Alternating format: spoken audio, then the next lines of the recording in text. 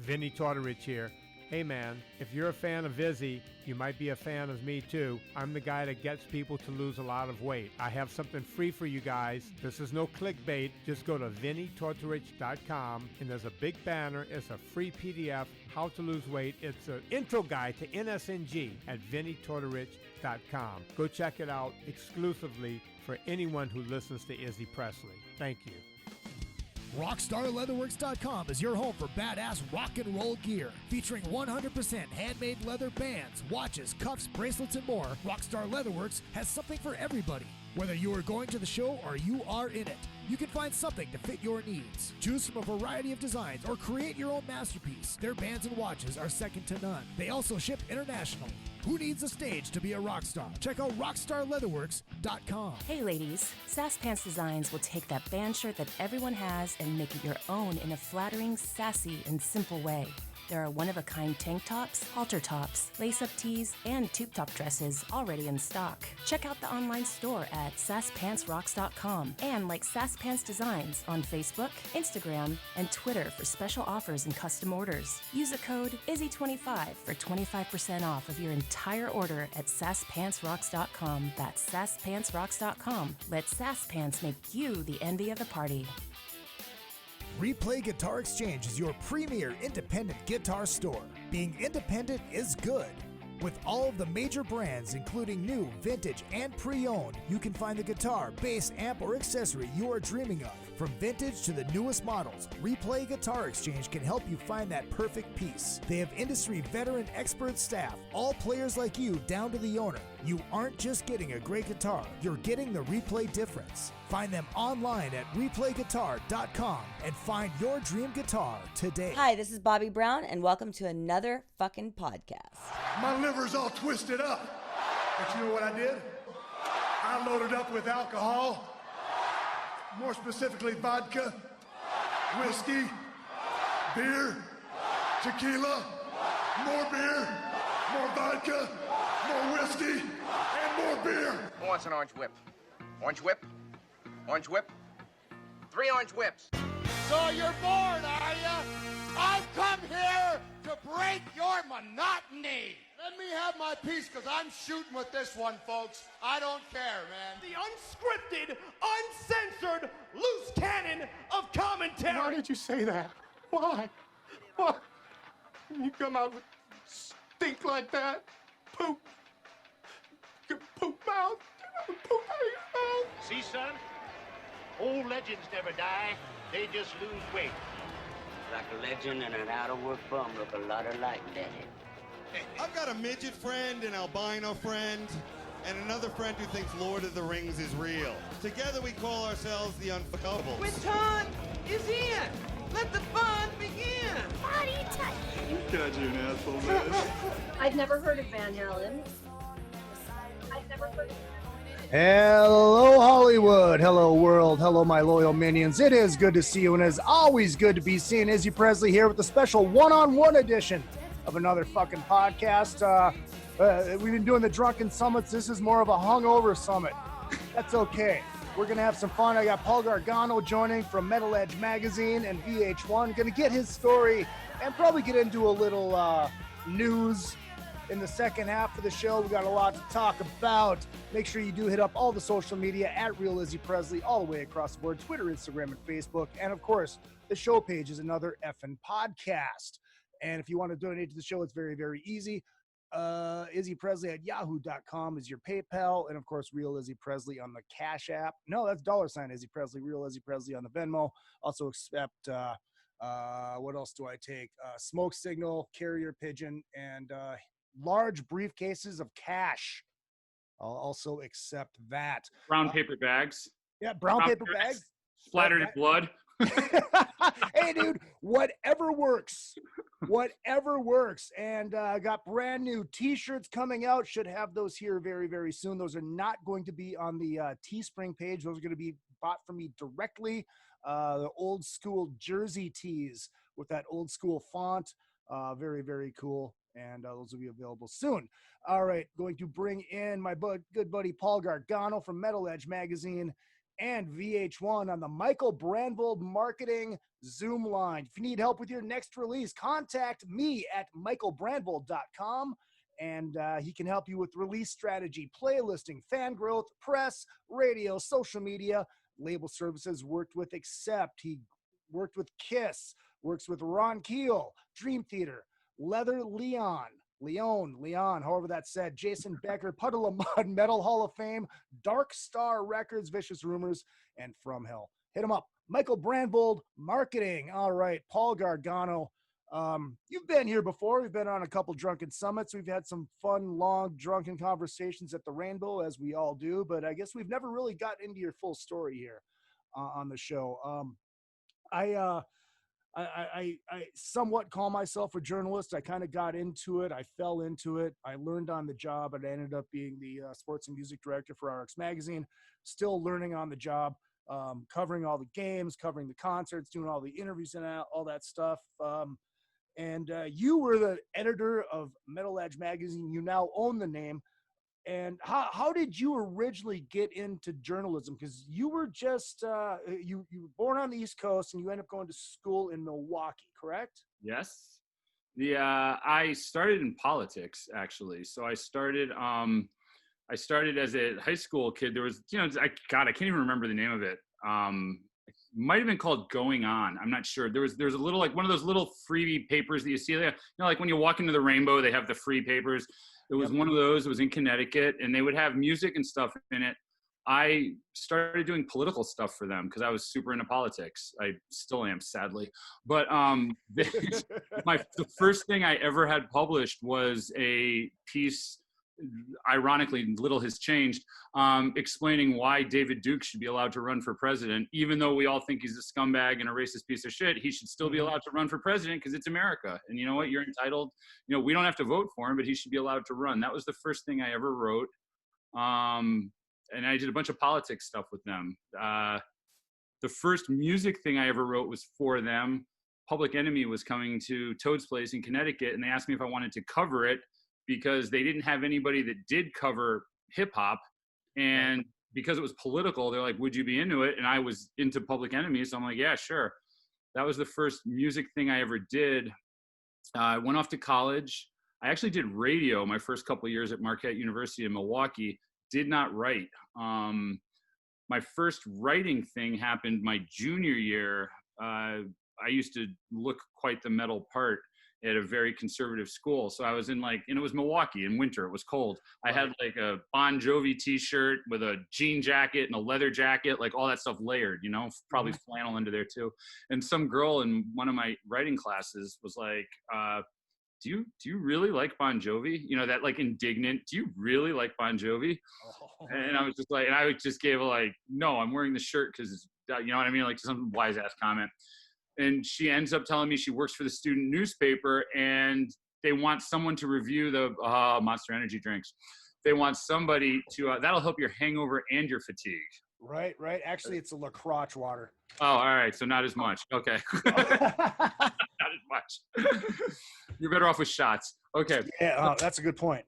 So she was just like, we need somebody to review the Bon Jovi record and you're a really good writer. Have you ever written an album review? So I said, no, but I'm sure I can. And that was how it started. I did there you go with the jack. So I did a Bon Jovi album review for my school newspaper. They sent a tear sheet to Mercury Records, and Mercury Records called them back and said, does he want to do an interview with the band? Wow. So, yeah, this was the Keep the Faith record. I'd never interviewed an artist before. I was just like, so I ended up talking to David Bryan. And I was like, wow, this is easy. Wait, now I get tickets to the so they gave me tickets to the show. And then I got to Will Call, and there was a note, a handwritten note.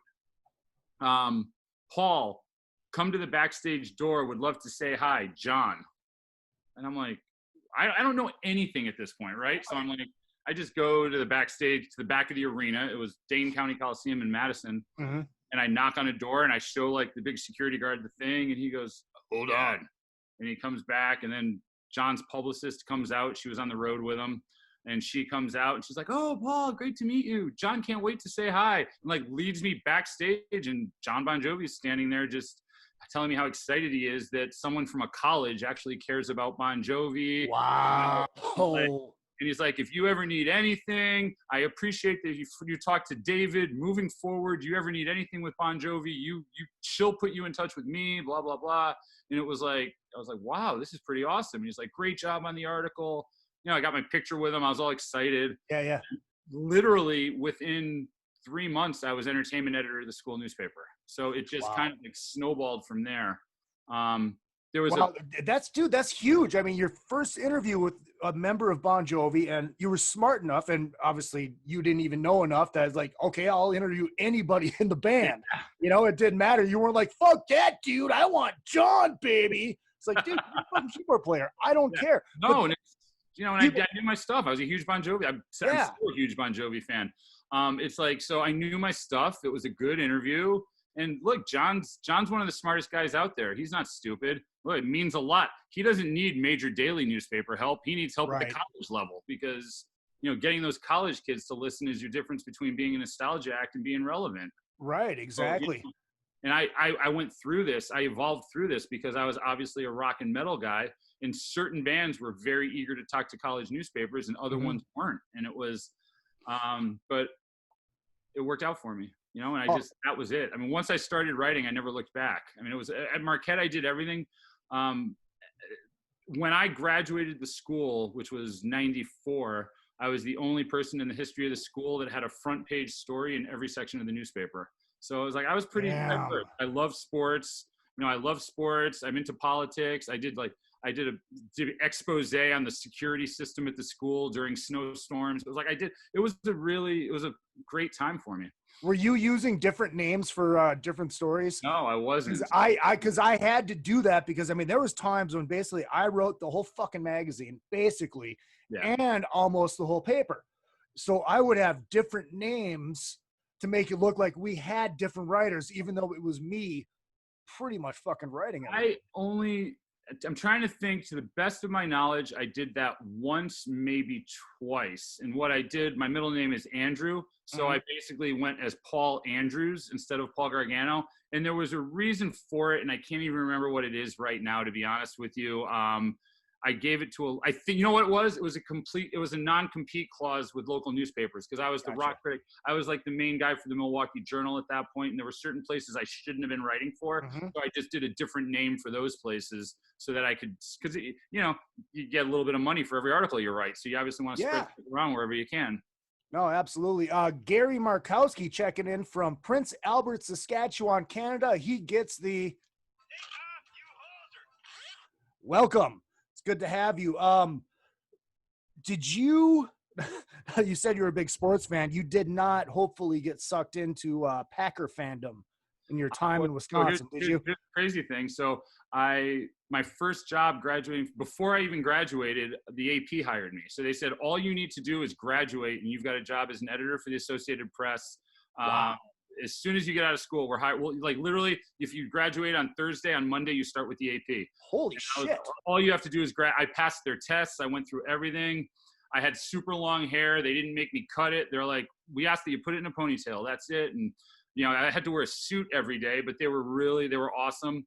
I was Brett Favre's first interview when he signed his significant contract with the Packers, because he was a bench guy for the Packers before he actually became a starter. When they actually signed him, I had to go to Lambeau. The sports editor was doing something else, so nobody wanted to drive to Lambeau, and I was the low guy in the totem pole, so they made me drive from Milwaukee to Lambeau and do the press conference, and then I had to do the interview with Brett Favre. So I was actually, for people that don't know, the Green Bay Packers played half their home games at County Stadium in Milwaukee. So they would do 4 games in Green Bay and 4 games in Milwaukee. So we would go to all the games in Milwaukee we would go to, because they didn't sell out and they sucked. The team was like 2-14.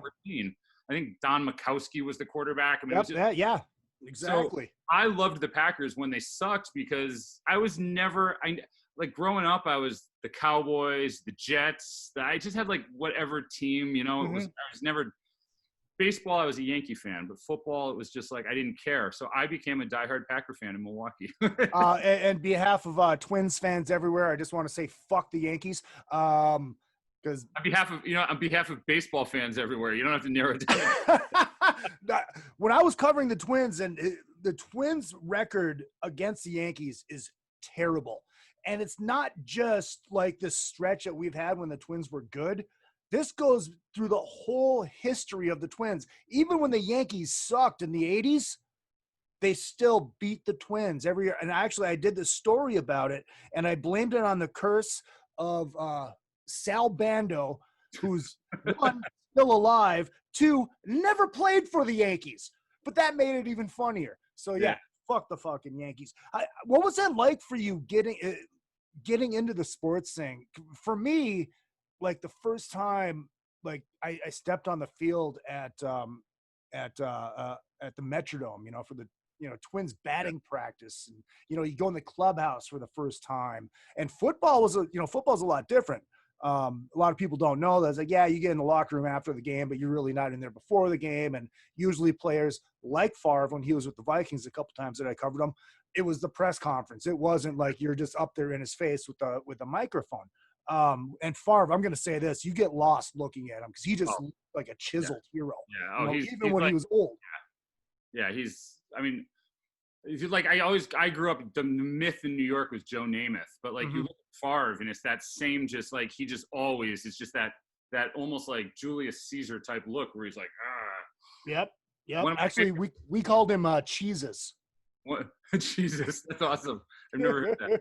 One of my favorite Brett Favre stories, training camp, one of the rookie wide receivers was like, hot shot. He comes into the huddle and Favre hits him for a pass and he comes back and he makes a comment like, Favre was like, nice. And he goes, wasn't that bad? I heard you threw harder. That wasn't bad. Favre just looked at him, broke his finger, next pass. He just broke his Of course. One of my favorite Favre stories, just, I didn't throw hard enough? Okay. He was being nice to him. That's fucking great. Did you cover anything else? Did you cover the Bucks? Did you? I covered everything in Milwaukee. I covered the Milwaukee Bucks. I covered the Brewers during the strike-shortened season. I covered the Milwaukee Admirals, which was a hockey team there. I covered the Marquette University basketball team, which had a couple guys that went pro. I covered just about everything out there. I covered at one level or another. I mean, when I left Milwaukee, I was the rock critic for the Milwaukee Journal. I was doing radio spots for the rock radio stations. I was pretty much, at that point, I was like the guy in Milwaukee, which is why I finally said, I'm either moving to Chicago to a bigger, because I was driving to Chicago all the time because there were more shows there than there were in Milwaukee. Right. And then I decided to go to New York because my family's from there. And I was like, I could live with my parents. I could pocket some cash. Right. So that was, What was your favorite sport to cover? Mine was always hockey. Well, hockey and baseball. I found that the players on the hockey and the baseball teams were just so much more approachable, more down to earth. You kind of got to know them a little bit more because you're there almost every day anyways. What was your favorite?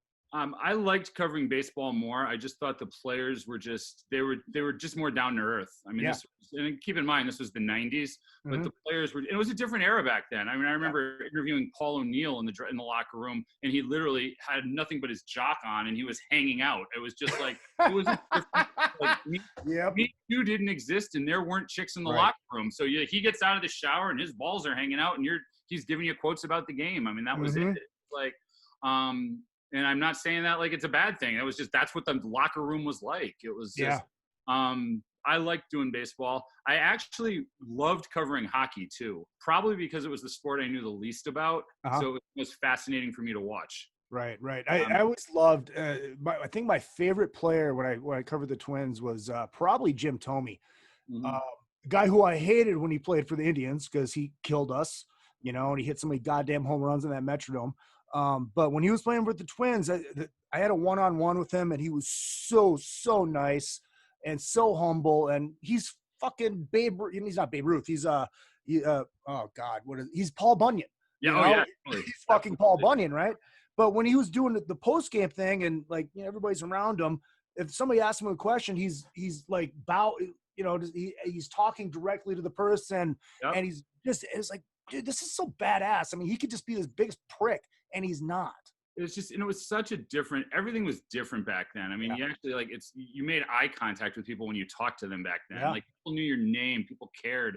It's just, and we're in a different day and age now. I mean, now you're lucky. I mean, half the time I'm having conversations with my wife, we're having a text message on opposite sides of the couch. I mean, it's like, it's a different day and age, you know? I mean, back then it was one-on-one and you're looking people, and that's a tough thing for people to adjust. It's a tough thing for like me to adjust to, but you know, you deal with it. Yeah. And it was, you know, such a different era then too, because I mean, when I was doing it, that's when blogs were starting to happen, and baseball was kind of the last one to let bloggers in. But you know, like basketball and hockey, you'd get some of those blog sites in there, and it was just so many people, and I mean, it was fun. Don't get me wrong. I loved it. I'm so appreciative to every single second that I spent in those press boxes. Yeah, it's interesting because like there were no bloggers when the mid '90s. There wasn't even the internet yet. I mean, honestly, I got into Metal Edge. There wasn't when I started with Metal Edge.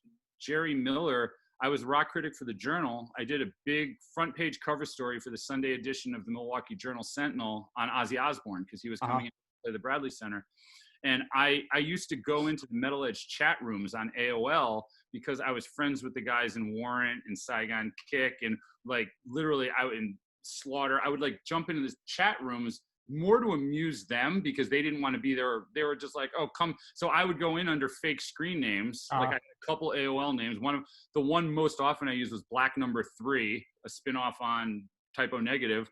And I would go in there as Black Number 3 and make wisecracks about Metal Edge. And I would just make jokes. So like Jerry would ask some question to Janie Lane, and I'd make like jokes, you know what I mean? And Janie's texting me, Janie's IMing me going, dude, you're killing me, stop. And it was like, so that's like what it was like, you know? It was like, you know, the Saigon Kick guys, Chris McClernand, we'd be making wisecracks, and it was just fun. And Jerry had no idea.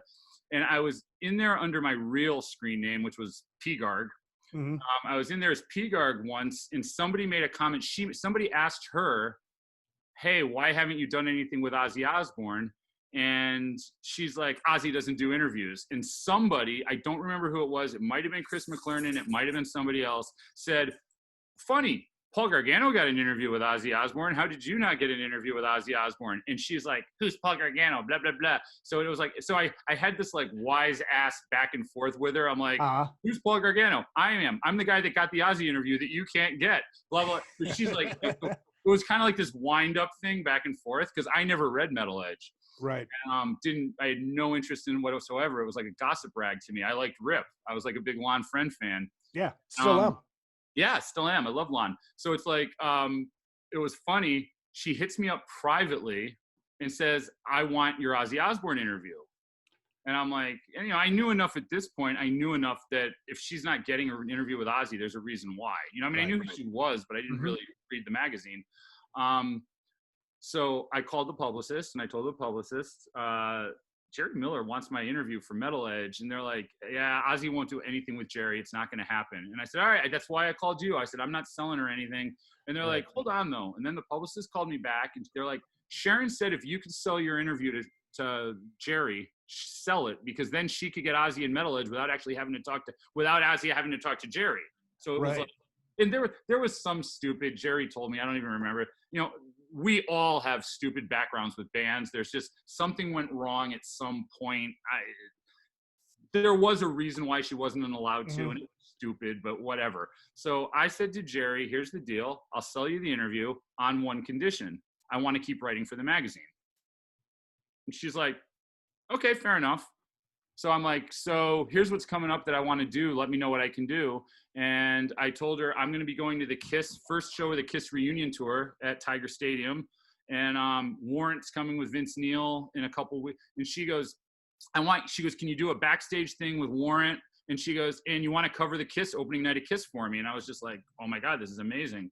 So that was basically it. Like within no time, I went from not having ever read Metal Edge to I was basically a key contributor overnight because I had the Midwest lockdown. She had me in the Midwest. She had Marina Zogby, who was her managing editor in New York, and she had her in LA. And it was basically nothing got uncovered. So it was great.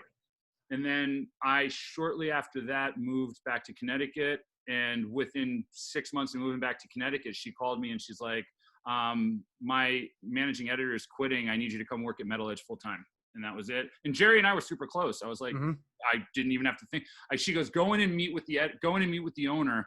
But she's like, I'm in LA. She goes, I know you know what you're doing. She goes, you'll be running the production side of the magazine because all the artists and everybody were in LA or in New York. So that was it. I went in, I met, we like short negotiation for money with the owner, but that was it. It was like, worked out really well. And that's awesome. That was, I think, like 96 or 97. Nice. I graduated in 94, so it was probably 96. Wow.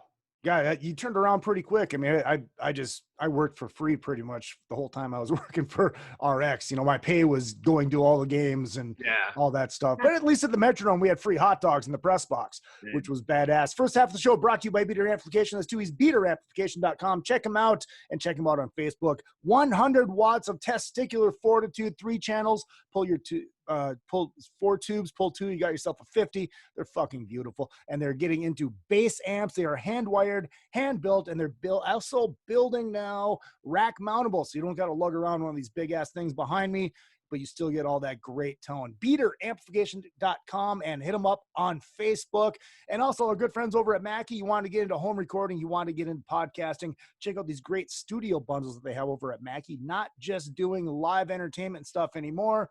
These things are amazing, affordable way to get in. Check out the studio bundles over at Mackie, M-A-C-K-I-E. Question from the chat room, Sledgehammer, who wants to know if you have any good Bob Uecker stories. I met him once, no great stories. I met him once, and I was just like, oh my God. No great stories with him at all. It's so funny because I'm so into a lot of those announcers, like Vince Scully. Oh my God. Living in LA, it's just... I met him once. I was like, oh my God. And for me at the time when I met him too, it was more major league. I was just like, Right. I met him once when the Brewers were playing at the Metrodome, one of the interleague games. And we were both getting a hot dog. And I'm like, what was it like meeting Andre the Giant? He goes, God, his hands were fucking huge. Cause we put him around his neck in that promo. It's fucking gold. Andre's story. I was flying. Ooh. Well, yeah, I have an Andre story. I was flying. I lived in Connecticut, and I went to college in Milwaukee. So I would fly from Milwaukee to Connecticut for holidays and stuff like that. And I would have layovers. So I had a layover in Minnesota. I would go Milwaukee, Minnesota to New York. In Minnesota, there was some massive protests going on, like huge protests. And being the asshole that I am, I start arguing with the protesters. They were all about satanic heavy metal music. So I told them like Gene Simmons was my father because they had Gene Simmons. And I had long hair, so I'm just So I'm like, I had long hair, so I'm totally fucking with them. Gene Simmons is my father. What's wrong with you? Like it's like Krishnas and religious people talking about why music is bad. So I'm like in this thing, and I look, and all of a sudden I see Andre the Giant go walking by, and I'm like, oh my God, I think he was with DiBiase, whoever his handler was at the time. And I'm like, oh my God. So all of a sudden I got distracted by Andre. So I follow Andre to the bar. And there was a seat right next to Andre and Ted. And I sat down and I was just like, oh my God, I just want to. And he just looks at me and he was like, right, because his English is just, terrible. But the best, I had a beer with them. And just like you said, if this is a beer bottle, Andre's hand completely covered the beer bottle. He was literally you couldn't even see the bottle in his hand. That's how big that guy's hands were. That's fucking amazing. I have old school wrestling posters, like the white posters with the red rolled print. I have Andre from like the Trumbull High School gym when they would, I used to love wrestling when I was a kid. Oh my God. I mean, we all know I do. Yeah. I don't have to pull the strap out again. No, look at this. That's good for the drunken summits. Yeah, it is. Yeah, so you start writing full-time for Metal Edge. Let me ask you this. Did you like doing sports as much as you like doing the music? I loved doing both. I mean, the thing, I'm a huge fan of, like, I always say I'm an old soul. Mm-hmm. I'm a huge fan of like that Joe DiMaggio era of like my all-time favorite baseball player. I never even got to see him play. It was Joe DiMaggio. Right. And I love the the folklore and the poetry of baseball. I love, Rudy was on the other night and I got sucked into Rudy. It's just like, I love that old, just like I said, the poetry, the way the old writers used to write. And one of the things I loved about writing about sports was just like finding that flow where you could describe a baseball game and make it more interesting than that standard and anybody that's familiar with my writing and read enough in Metal Edge knows I try to have a rhythm when I write. I'm very much into alliteration. I do it on my Instagram page. It's like I'm always trying to find like a clever way of saying something, even if it makes no sense. Hopefully when you read it, it makes sense. You know what I mean? Just a good flow, something that sounds fun and makes you feel alive. And I used to try to do that with baseball. And it was really, I loved writing about baseball for that reason. And it was completely different than writing about music. I mean, baseball to me, you go to a baseball game, you drink a beer, you eat a hot dog. It's like meditating. It's just, it's such a slow, you're in the sun. It's just such a great experience. And I love it for that. And music's the complete opposite. Music, you're just amped, you're wired. You're like, you're not sitting at a baseball game doing shots. You're having right. Not that I haven't done shots at a baseball game before, but it's just completely different. Yeah. I tell you what, though, the thing that I noticed that I got very, very spoiled covering all that stuff. And when it hit me is when I went to my first Dodgers game and waiting to get into the stadium. Then you're sitting in the fucking bleachers on this piece of wood. And I'm thinking, oh my God, I used to be sitting in a press box in a nice comfy chair with my laptop in front of me and a hot dog that was free and air conditioning. And it was amazing. And now here I am stuck in the sun in the bleachers in left field. With a bunch of crazy drunk idiots spilling beer all over me because they're trying to dive over me to catch the ball that's going to land 3 sections away, but they can't tell because they're too drunk.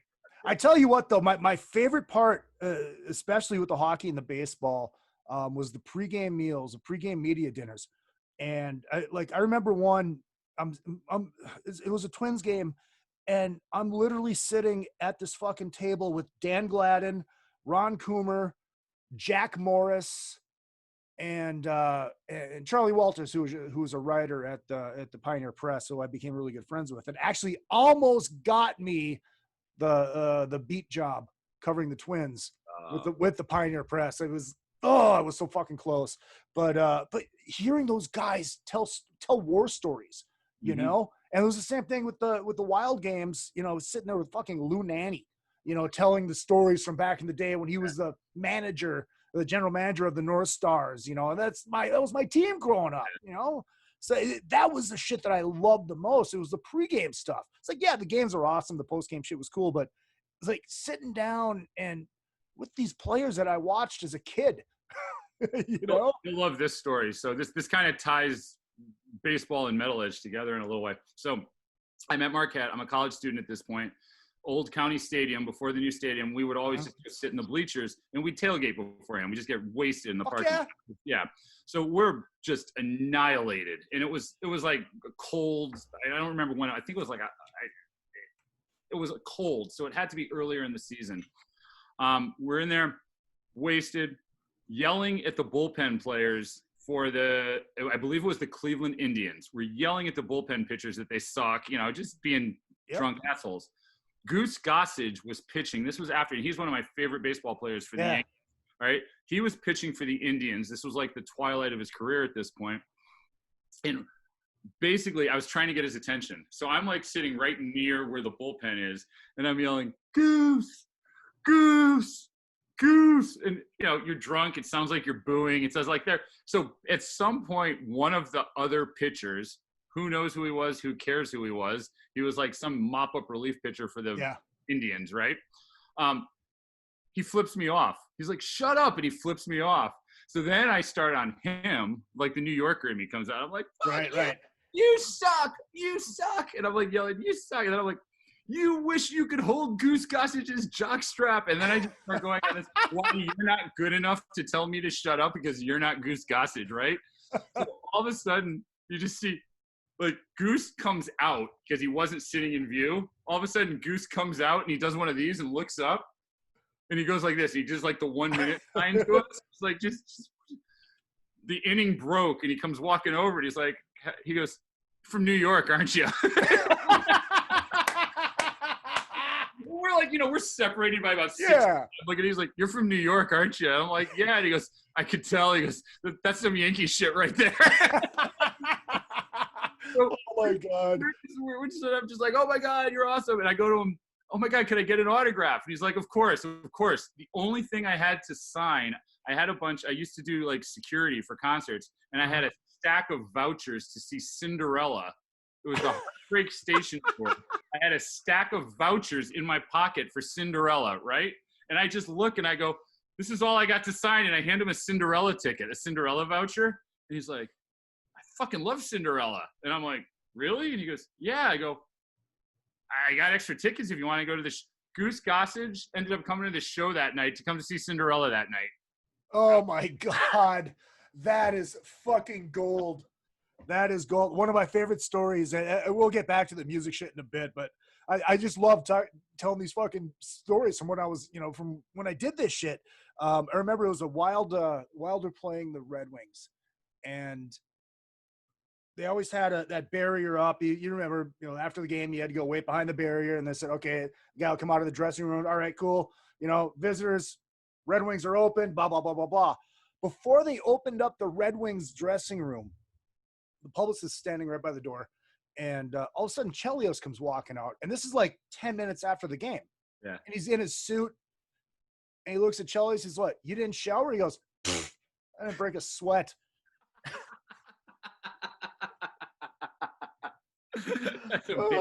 Oh, fucking Chelios. I hated him so bad, but that was hilarious. As a fan, I fucking hated him. So you want to get Rika in here and you can tell the Detroit girl how much you hate Chris Chelios? Oh, you know why I hate him? Because he played for the Blackhawks. Oh, I thought he wasn't Detroit at one time? Well, yeah, that's where he finished out his career. But yeah, he did a stint with the Blackhawks and the North Stars. Detroit, you hated him because of Chicago. I got you. Okay. Exactly. But we also hated Detroit too. So all the cooler cities than you. Oh God! Speaking of Detroit, you probably won't be able to hear this. I'll give it a shot. I've got this new drop. Take him to Detroit. No, Oh God, I love the Kentucky Fried Movie. Rika just yelled, "We hate him too." Rika said they hated him too until he became a Red Wing. Yeah, see, there you go. Well, that's the same thing when Brett Favre came to the Vikings. Yeah, oh yeah.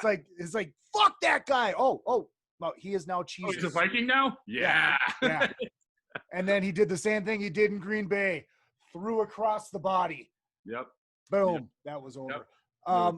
Here, let's do this. Let's take a short little break. If you have a chance, you need to take a whiz, whatever. We'll be right back. Paul Gargano, VH1. We haven't even gotten close to that yet. Just having too much fun talking sports. And, of course, Metal Edge Magazine. It is another fucking podcast. Rockwood Saloon Authentic Apparel takes rock and roll fashion to a new level with their tees and tanks for men and women. They also make custom shirts, jackets, vests, pants, hoodies, beanies, and more. The Rockwood Graphics Department can design anything from your logo, t-shirt design, promo posters, band swag, and printed at great prices. From tour shirts and custom stage gear to killer threads for the street to the stage, Rockwood Saloon has it all. Rockwood Saloon, authentic rock and roll apparel for stage and street. World Tour tested for quality, comfort, style, and durability. Check them out at www.rockwoodsaloon.com. That's rockwoodsaloon.com. If you need to promote your band or business, or just want to stylize, personalize, or customize your ride, check out vid-decals.com. Want to create and customize your own stickers representing your band, or make your own bumper sticker? Vid Decals can do it. All stickers are printed on quality vinyl and can be placed on any flat surface. Stickers are an affordable way to promote your band or business. Go to vid-decals.com to get started. That's vid-decals.com. vid-decals.com. Retro Arcade brings Minnesota and surrounding areas arcade games from the days gone by. All of those great games from pizza joints and arcades are available in cocktail units and custom machines. Dozens of favorites from your youth in one machine to complete your game room or man cave. Retro Arcade also sells and services your favorite pinball machines. Find them at facebook.com/80arcade. That's facebook.com/80arcade. Retro Arcade. Your youth is just one click away. Here at Another Effin' Podcast, I care. I really do. So I give you this PSA, this public service announcement regarding the naked photos that you may or may not have on your smartphone. Ladies, please pay attention to this. Like almost everybody, you have a smartphone. You have naughty pictures in that phone. Maybe it's a banana in your cooch while you're flicking your bean. Or maybe it's something tame like you're holding your boob and smiling for the camera. Like me, I have many pictures of my wang, but I don't want everybody to see them. You have them on stock just in case that right person gets to see those very intimate photos. Use KeepSafe. Keep them locked away so only you can see them and send them when you want, or just send them to me. That's what I do with my wang pictures. I've got some good healthy ones, but I don't want the whole world to see them. Keep them safe. Keep them locked up. Or just send them to me. All right, and we have returned. It is another fucking podcast. Paul Gargano is my guest on the Michael Brandvold Marketing Zoom line. Second half of the show brought to you by A&P Productions Laser Engraving. That's aplaser.com. You want to get something special for yourself. Mother's Day is over. Father's Day is over. You want to get something special for yourself, like a nice flask with the Paul Gargano name on it. You could do that. Hit them up. That is aplaser.com. They're so good they can even laser engrave a hot dog bun. I have seen it done. And also our good friend John Palumbo over at John Palumbo Design. You have a band. You have a website that you need done. You have a business. You need a logo. Hit up John Palumbo at johnpalumbodesign.com. We love us some John Palumbo. And also, all of the great sponsors, please hit them up on Facebook, follow them, tell them that I sent you.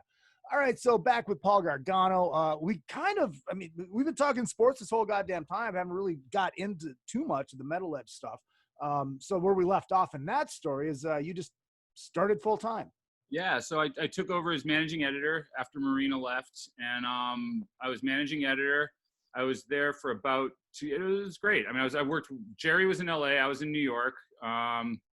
She did her traveling. I did my traveling. We made an amazing team. We really did. It was we also complemented each other very well. As much as I was into the 80s, that was her stuff. So she tended to cover most of that. I would always go if they were in New York or whatever, but and most of the newer stuff was my stuff, like, the Corns and the Mansons and all that. So we complemented each other very, very well. She'd be handling the stuff from when she started the magazine, and I'd be jumping in with like the bands, like the Candleboxes and the Gravity Kills, Corn, Manson, like I said. And I would also air heavier than she did too. So it was good. I mean, we worked well together. It was we were pretty close.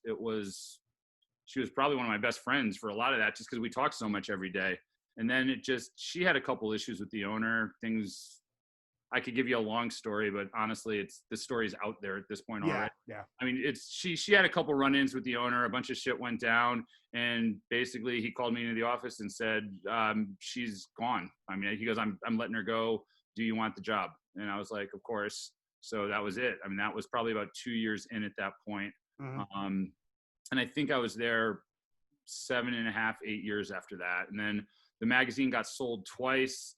The second owner was just the Antichrist. I mean, he was like, Pig Vomit in the Howard movie. Yes. This guy was WNBC. This guy was the Pig Vomit of owning magazines. I mean, he was an absolute waste of space. He basically, the far I could tell, he bought the magazine with the intention of trying to get these Scientology magazines, like a distribution for these Scientology Wow. It was weird. It was a weird thing. He would insist on me being in my office, because at this point I'd moved to LA.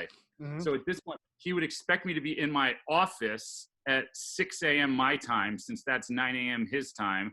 And I'm just like, meanwhile, I'm at shows until 3 a.m. and I'm like, we just hated each other. I refused to take his phone calls. It was like, my assistant was out of the New York office, and it was basically this, we were in this like standoff over, I'm not going to quit, because if I quit, I don't get benefits. So you have to fire me. So it was just, I did my job. I did it well, but I made his life as difficult as possible. You know, I ran expenses up as high as I possibly could without getting in trouble. I waited till the last minute to hand stories in just to mess with him, because he wanted stories in 3 weeks early. And I go, nope, something might change. It was just one of those. I refused to take his phone calls. I said, if you want to talk to me, that's why I have an assistant. It was ugly. And I basically was like, you're going to fire me. You're not going to make me quit. And we had that standoff going. And he fired me. That was it. He fired me. Were you, let me ask you this. Because he was trying to push a Scientology magazine, were you afraid of the repercussions of the Scientologist people following you around and fucking with you? No, there were these little pamphlets that were getting shoved in some of the magazines. And I don't know if that was someone like advertising doing it. They never quite made it to Metal Edge, but they made it into a couple of the other magazines. And we would all like have our little talks behind his back of like, is this guy like, what is this an angle? Is he trying to push something? Right. He's an older guy. So I don't know. It was just weird. He didn't know the first thing about music. Music's a lifestyle, and music magazines are a lifestyle. So if you take somebody, you know, I know Kerrang just went out of business. You take these magazines. Oh, wow. Yeah, I heard Kerrang just closed yesterday or the day before. But you take these music magazines, whether it's Revolver, whether it's, you know, Metal Edge or Kerrang, Metal Hammer, they're a lifestyle. And the people that write for them, you know, they take that seriously. So if you're going to come in as an owner and not take it seriously because it's heavy metal or it's music, you're going to have problems. And I was very, very good at my job. I know a lot about publishing. I know a lot about editing. I work for the Associated Press. I've interviewed Bill Clinton. I'm not some like metal moron that's doing this because he's a big fan and he doesn't know the first thing. I went to college, and I'm a moron, but not an English moron. Right. And this guy he looked down on it because it was metal, and it was just, it didn't work out. And it was just like, you know what? Life is too short to be miserable all day. And that was it. And at that point, he burnt me out so badly that there was a big part of me that didn't even want to do music anymore. So I went through a brief foray of, do I get out of the music industry? I went and worked at a website called City Search, which was a predecessor to Yelp. And I was miserable because it wasn't the music industry. You know? Dude, let me ask you this before we go any further. You said you got to interview Bill Clinton. He's one of those guys, love him or hate him. How smooth was he? Oh, he's amazing. He was just like you literally, and he knew. I interviewed him about his proposed healthcare changes. And he flat out, the first thing he asked me was, what do you think of my healthcare proposal? And I'm like, I don't like it. And he said, why not? And I told him, my dad's a doctor. And I said, I understand that this isn't for people like me. It's not for like middle class. I get that. However, the impact it's going to have on doctors, I don't feel good about it because my dad's a doctor. And he looked right in the eye and he goes, Paul, and he touched my shoulder. The guy was the master. I mean, he was just touching my shoulder, like, you know, like, he's Yodaing me at that point. He goes, Paul, he goes, this plan is not good for your father, and it's not good for doctors, but we have to start somewhere. And it's like, and he acknowledges it. And it's like, I think that's part of what annoyed me so much with Obama so much, because Bill Clinton would flat out tell you, this isn't for everybody, but we have to do something. And Obama would make it seem like this is the greatest thing on the planet, and you're not allowed to dislike what I'm doing because this is what we have to do. It's like, just be honest. Like, and I feel like in a lot of ways, Clinton was one of the last real honest politicians we had, because he was probably lying half the time, but he would just look you in the eye and go, this isn't for everybody. Yep. Like, where's that now? You know, well, I think that's what we have, and people hate it. Think about it. Think about it. I mean, we're not going to get into it, but just think about it. Maybe that's why everybody fucking hates him, is because he fucking tells the truth. Yeah. You know? All right. Well, So his version of the truth. well, yeah. But at least, look, this is the only thing I'm going to say. At least I think that he has the country's best faith in mind with what he wants to do. And that's all I'm going to say. Because all I'm going to say in response to that is that everybody who supports a president thinks that president has their best interests in mind, and Right. everybody who doesn't support the president Absolutely true. doesn't think they do. And I think the biggest problem we have now as a country is when you didn't believe in Bill Clinton, you didn't say you hated him and you wanted him to get shot.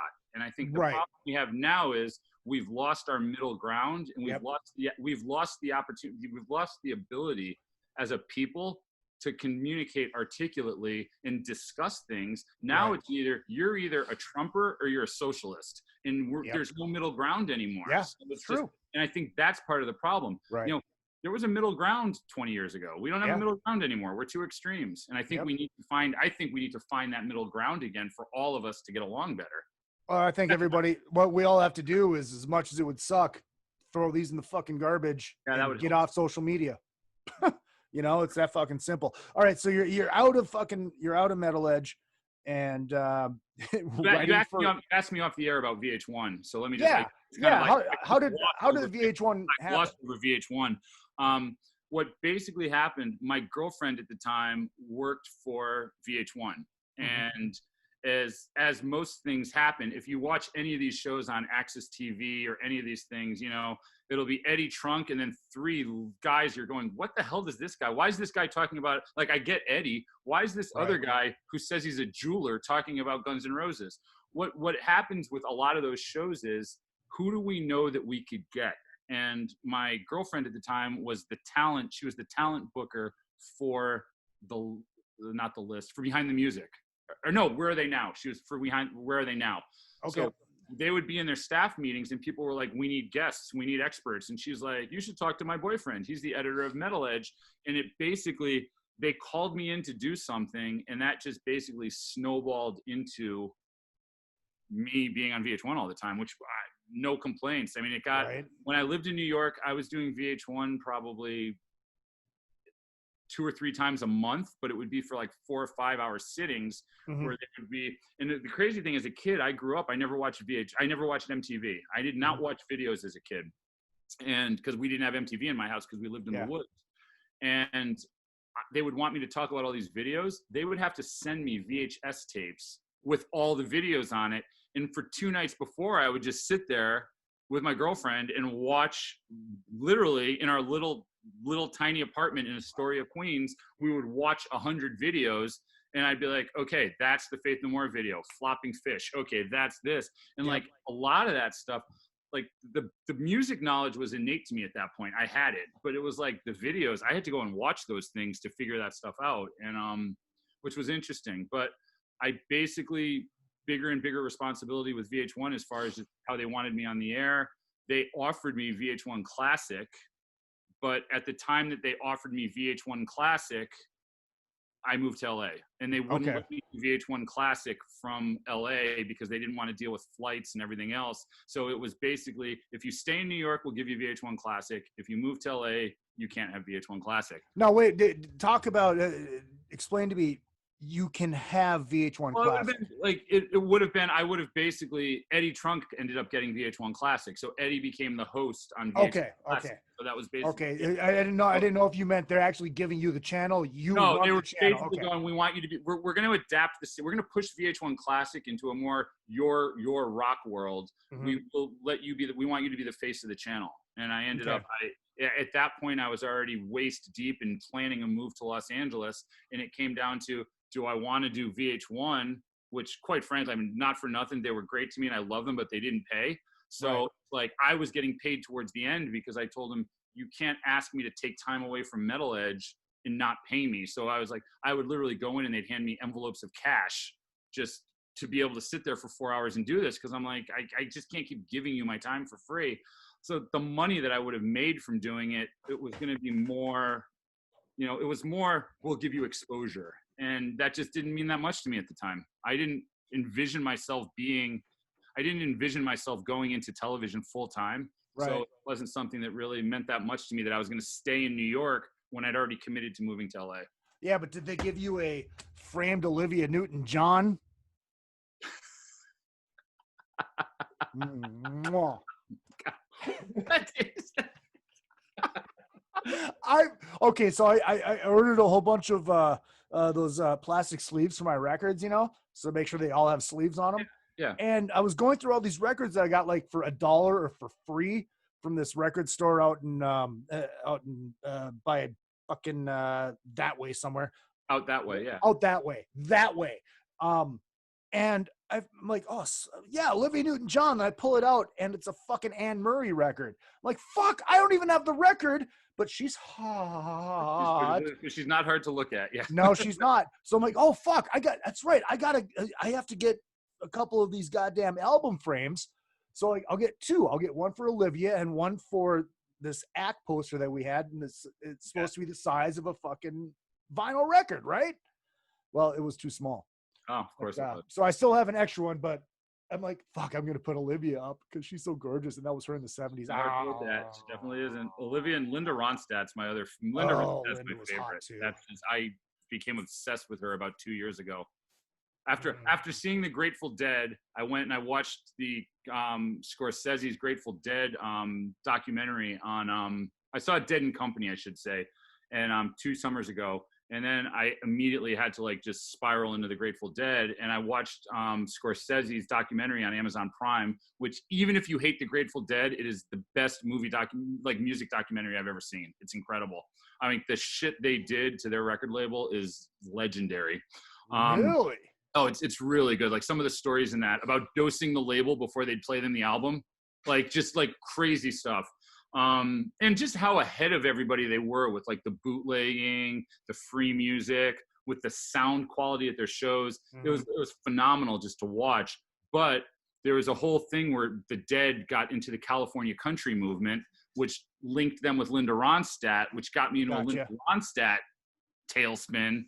And I'm obsessed with her. Yeah. It's amazing how that happens. I went down a fucking Alabama rabbit hole the other night, and I loved every second of it.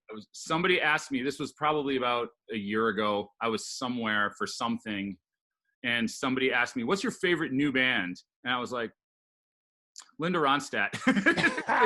They like looked at me like, Paul, Linda Ronstadt's not new. I'm like, she's new to me. That was it. There you go. New to Do me. you know, here's a little bit of useless information. Did you know that fucking Alabama had 41 #1 hits? Oh, it's absurd. But think about back then, it wasn't the internet. Back then, if you didn't listen to country music, we didn't even have country music in Connecticut. You know what I mean? It was hard enough. It was hard enough to see the Metallica 1 video, let alone like discover country music when you don't live in the country. It was like there wasn't a country radio station. There wasn't like literally. You had to go out of your way to learn about music back then. And I think that's why people from our generation are as obsessed about it as we are. I know like one of my closest friends, he laughs at me and he makes fun of me because of how much I love the 80s. He made some comment to me the other day. He's like, you haven't been able to call me back, but you could post about Great White.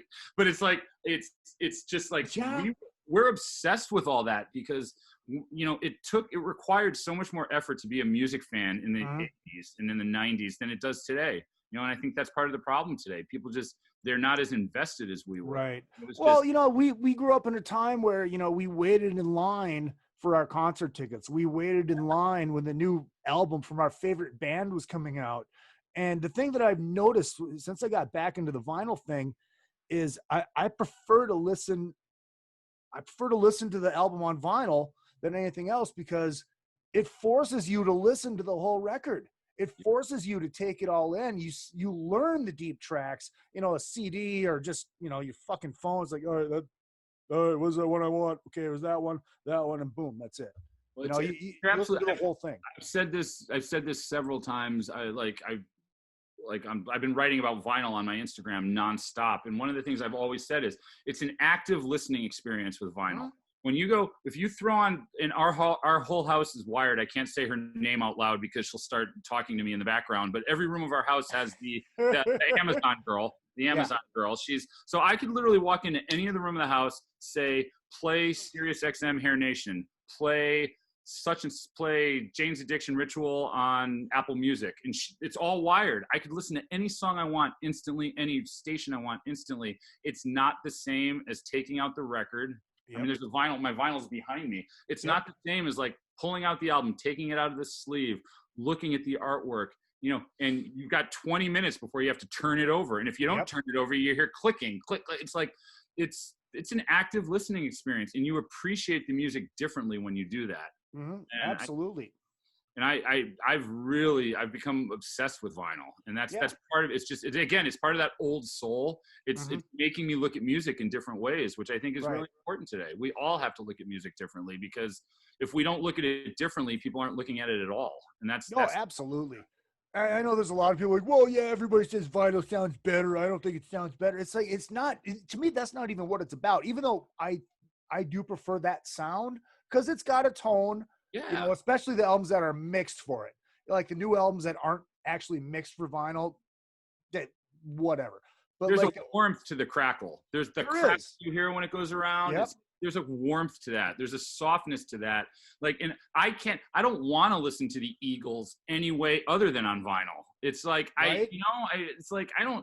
there's something, and look, I love Apple Music. I'm an Apple Music guy. But look, last night I wrote about Manson yesterday, and last night I was like scrolling Manson on my headset, like in bed, like listening to Manson. It's awesome to be able to sit on Apple Music and just go through every album and just listen to what you want. That's incredible. It's fantastic. But if I'm sitting in the living room, if people are over our house after the rainbow closes, I'm like, I want to put vinyl. Either you throw it on in the background and you're ignoring it, or I want to throw vinyl on and be like, oh, all right, now I'm going to piss you all off. And you pull out Rick Springfield's Success Hasn't Spoiled Me Yet, or Captain and Tennille. Oh, and I have those on vinyl. Yeah. But it's like, because that's another part of it. I started collecting vinyl 2 years ago. I literally started collecting vinyl the day after seeing Dead & Company, unrelated to each other, but that's when I really went head over heels. And there's such a nostalgic value to vinyl that I wanted all those records that reminded me of my childhood. So I had to get the Captain and Tennille record that my mother had. I had to get that stuff. And it's like, I like having it, Yeah. Dude, when I was working for Universal, this is my first job when I came out here, and I was working in Woodland Hills, at the office in Woodland Hills. And I was in fucking metadata, nothing spectacular. It's just basically I'd watch Days of Our Lives every day and update metadata. Good times. But they were working on the Kiss reissues. And I actually, I knew one of the gals that was actually working on. I'm like, well, look, here's the thing. Because we've all got everything. Yeah. Yep. We have all the stuff. Yeah, you're going to get some people that don't have it. They're going to want it. But everybody that has it, they're not going to rebuy it. You have to do something different. You got to give us a reason to rebuy it. Exactly. Yeah. So I gave her ideas like, like Animalize Live Uncensored, include the DVD, which has never been officially released, of Animalize Live Uncensored. Just little shit like that. But it was too far down the road at that time. But the gal that was sitting next to you was like working on artwork and all this shit, and all of a sudden she hands me this fucking bag, and I open it up, and it's got the Love Gun, and it's got the stickers from Rock and Roll Over, and the posters from the solo records, which you talked about on Tuesday, and all this stuff, and I'm like, oh my god, the Dynasty poster, you know, that's part of everything. And one of my favorite things is the last time I was at Amoeba, when it was still open, we could actually go to a record store. We could actually go to Amoeba, yeah. I found Dynasty original pressing with the sleeve and with the poster, and the poster had pinholes. You're making me turn around to grab my Kiss section and just start like pulling the Love Gun out, because I know what I've been obsessing over is fine, and I don't want the reissues. Unless there's some kind of reason, like for example, I have the White Snake, the 87 White Snake record, with Here I Go Again. I have that on vinyl. I want, for all those bands, I don't want the reissue version. Right. I want the original version. I want like the vintage version. But like with White Snake, they put out that 30th anniversary version that had all this different stuff, so I got that one too. You know what I mean? But if you give me my choice, I want the original rock and roll over. I don't want the reissue. I want the inserts as they came. Right. I know that like that Dynasty poster was stuck on some kid's wall somewhere, and that's why there's full tax in it. Yeah, and that was my thing. It's like, what? Okay, whose wall was this on? Yeah. Why? How long did it stay up? What did they take down to put in its place? What did they take down to put it up? You know, it's just little shit. And that's why I love when I come across a record that's got like handwriting on it. Yeah. Somebody wrote on an ink pen. I want that because this is somebody's memories.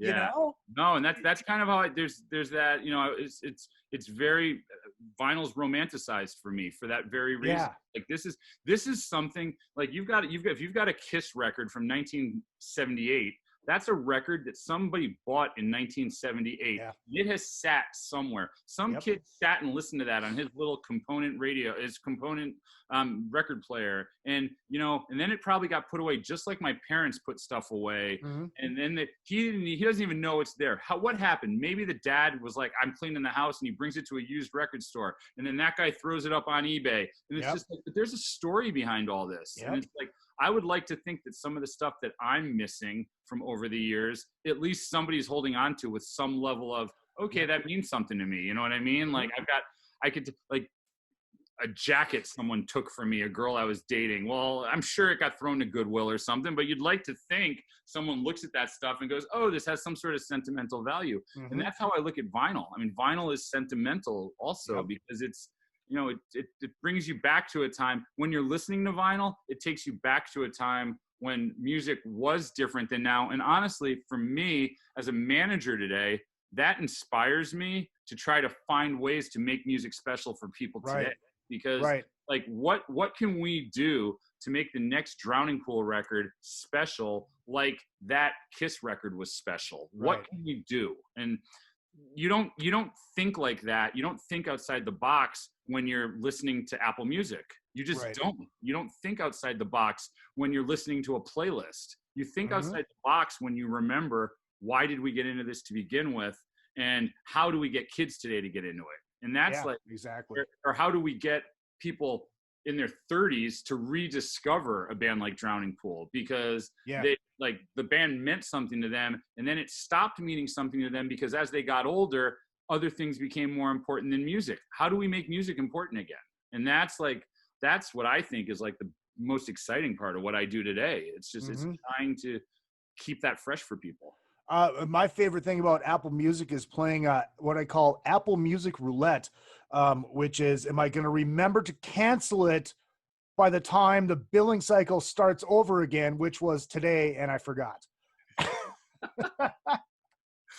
Because I don't use it enough. I honestly, I am on Apple Music. I am literally on Apple Music the entire day. Like I have my TV in my living room will be playing Apple Music. My phone will be playing Apple Music. I know Apple Music better than employees of Apple. And that's not going to the chat room really quick.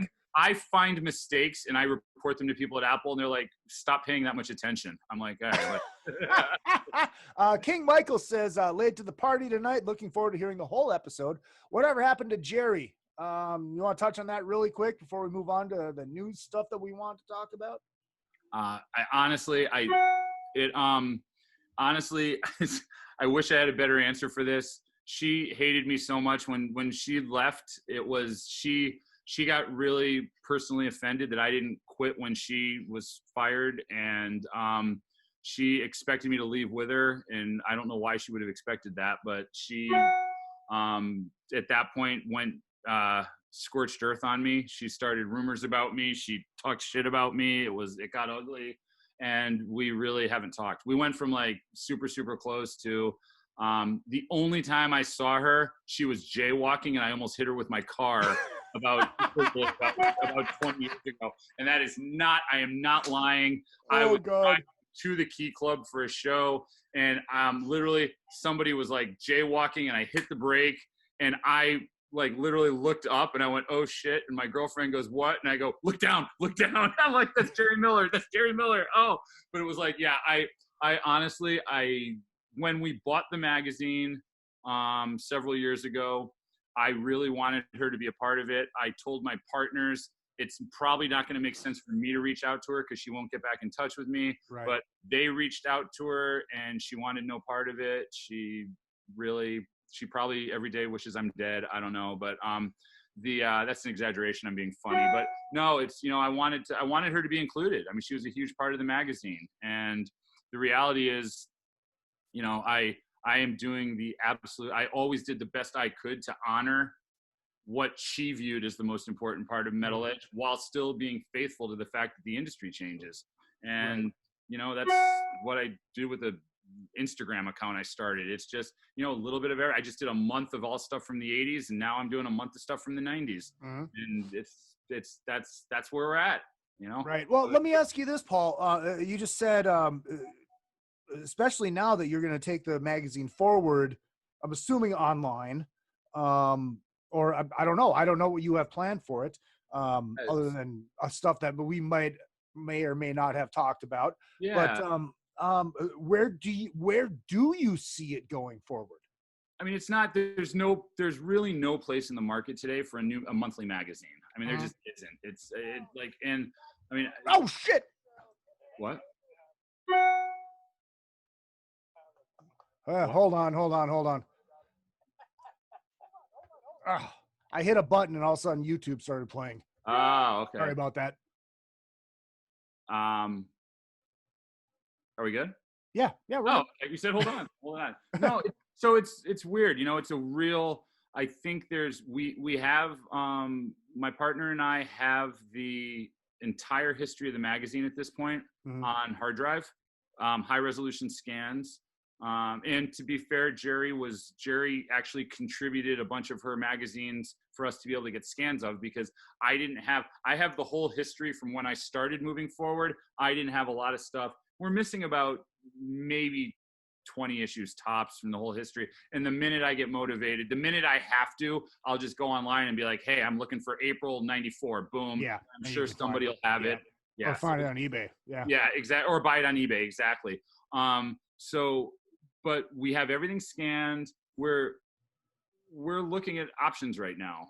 Okay. It's, do you start another website and compete with everything that already exists? One of the things that I'm very interested in doing is like annuals, kind of like yearbook type things where we go, whether we do a best of 1994, boom. So here it is, best of 1989. Do we take the all 12 issues from the year and put them hardcover and do it as a coffee table book? Do we do special issues for bands? So, you're a Bon Jovi fan, we can do a whole issue of all the Bon Jovi articles, because there's also legalities over what we can how we can reprint. Okay. Like technically speaking, we don't own the photography. Right. Unless I took the photo or Jerry took the photo or an employee of the magazine took the photo. Now, when I don't own it. Correct. I took a lot of my photos. So we could do whatever we want with that.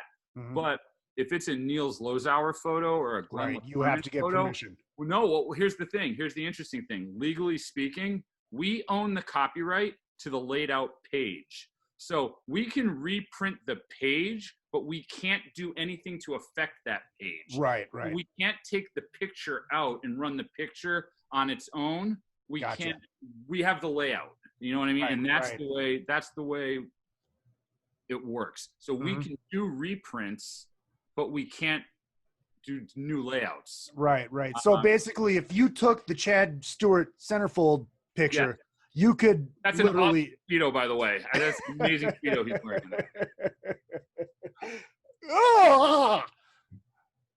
I'm good. I'm good. I need a shot after that.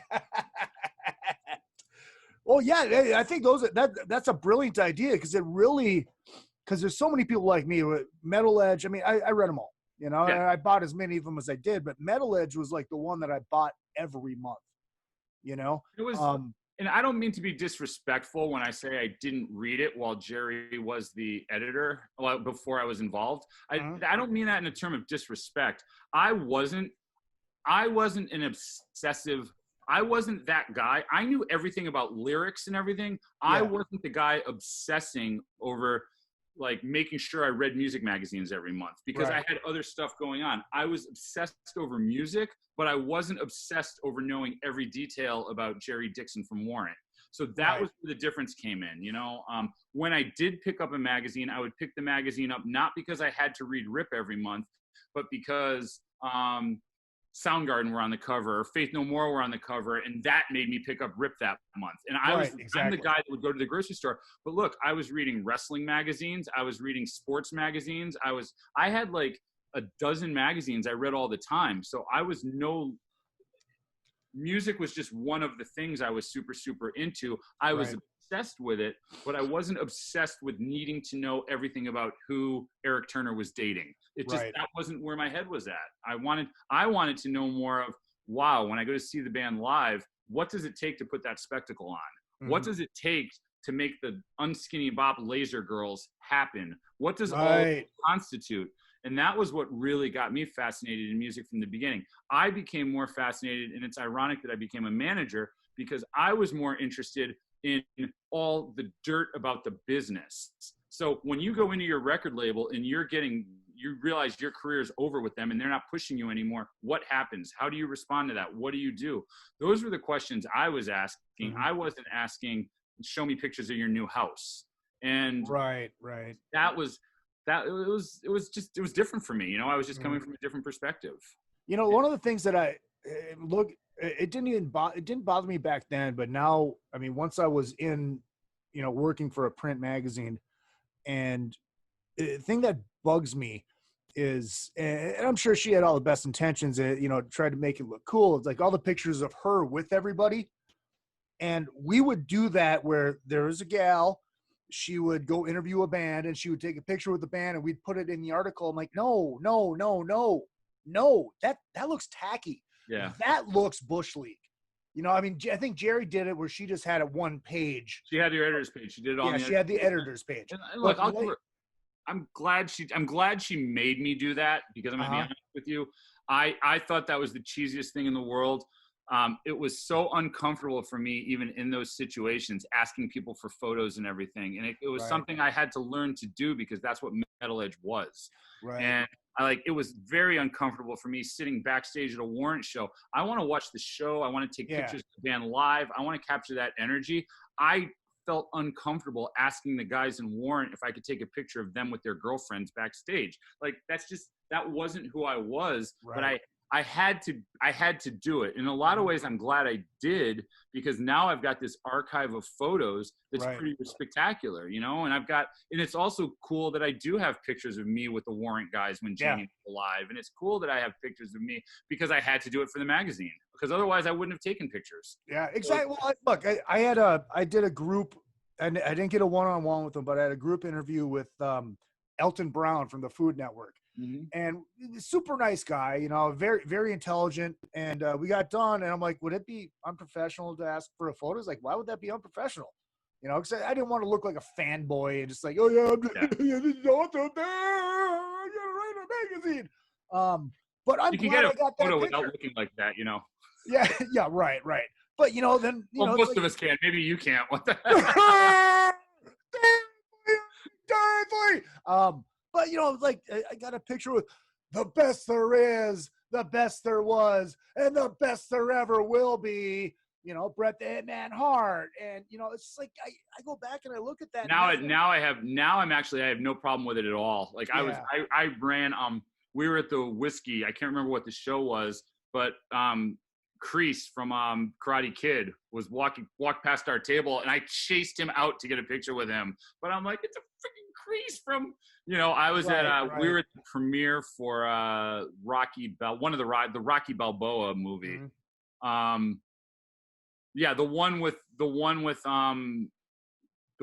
the young kid. I can't remember what it was called. Was it Rocky or Rocky Creed? Balboa? Was it Creed? It was Creed. It was Creed. That's what it was. It was Creed. So I was at that, and I was talking to Carl Weathers for a while, and I'm like, I got to get a picture with Carl Weathers. I can't not get a picture with Carl Weathers. And even it's like that once in a lifetime opportunity where it's like you have to take it. Yeah, there were two. When Chris Jericho did Dancing with the Stars, I went with him all the weekend. I went with him all the time, and we'd be backstage. And it was like at the end, at the finale, I was like, I can't not get a picture with Sugar Ray Leonard and Emmett Smith. I need to get pictures with these guys. Right. And it's like, even though I look like a dork, I got to get pictures with these guys. And it was like, it's just, and I'm kind of at that place now where I don't feel bad asking for pictures. The only time I did feel bad asking, and he goes, not now. And actually the picture I got was me doing one of these while he's having a conversation with Ron Jeremy in a booth. So it was like, that's how I got my picture with him was, I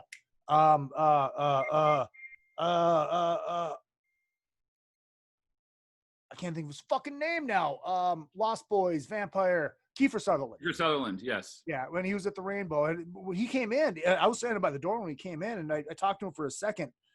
And I asked him about his record label. Yeah. You know, because I didn't want to be like, dude, you're the fucking vampire. Right. Dude, 24. You know, it's like I want to know about his record label. And then I asked him, like, dude, can I get a pic really quick? He's like, not now. Yeah. And he walked away. I'm like, dude, that's cool. I get it. I understand. Whatever. There's also times and places, like, I don't mind hitting somebody up at the whiskey, but if they're eating dinner, I just know. And look, I just know because I'm friends with enough celebrities where don't bother them. When they're trying to have a normal life, don't bother them. Period. Yep, exactly. That's it. And, you know, if they're waiting for their car, it's a somewhat different story. Like, Rika loves anything Beatles related. Rika's obsessed with. And Julian Lennon, she's a huge fan. And Julian Lennon was going up to On the Rocks above the Roxy, and we were waiting for an Uber to go home. And Julian, and I'm like, and I actually stopped him because she was like, "Oh my God!" She's like, "Holy shit, that's Julian Lennon!" And I actually grabbed him. I was like, "Excuse me, would you mind taking a picture with my wife?" And it was just like, because again, when are you going to have that other opportunity? Exactly. When are you going to get a picture with Julian Lennon again? And like, maybe someday we'll have dinner with him. Who knows? But right now, get the picture. It's one of those things where because just be respectful. That's all. Yeah, exactly. And I'm not ashamed of the fact. This is the other thing. You go through these professional cycles, these professional arcs where it's all of a sudden you're too proud to be a fan. You're not allowed to be a fan anymore. Right. My attitude is the minute it gets to a point where I can't be a fan, I shouldn't be doing this. Because if I don't love what I'm doing, if the music doesn't make me feel a certain way, if I don't want to go see certain bands, I shouldn't be doing this anymore. Because honestly, if it's just rote and mechanical and I'm managing a band paint by numbers, you know what? Let somebody else do it, because I'm not helping the band at that point. And it's like, I could honestly, none of us make more money than we'd be making. Like, I'd make more money working at Costco as a manager. I just would. You know what I mean? I'd make more money managing a Costco than I make managing 4 bands. But I love what I'm doing. Yeah, that's what it's about, man. It's fun. It's exciting. I love getting on the phone with my artists. And literally, I love when my artists call me. I mean, there's this girl I manage in Vegas, and she calls me with song ideas. She'll send me videos of her just singing into the phone. Like, I love that. I love hearing new music. I love hearing lyrics. I love arguing with Drowning Pool about what cover songs they should be doing. It's like, honestly, that's fun. Like, that, I get off on that. And as soon as I don't get off on that anymore, as soon as I stop being a fan, I probably shouldn't be doing this anymore, because honestly, I can go get a job 9 to 5, easy hours, better pay. I tell you what, though, the funny thing is like, it's funny how this always goes back to the sports. There's a lot of people don't realize that when you're up in that press box, there is no cheering in the press box. Yeah. You know, I remember Wild were playing the Stars, and there was we had fucking Wild versus Stars towels that they were giving out, you know, and we got everything that they always gave out at all the fucking games, right?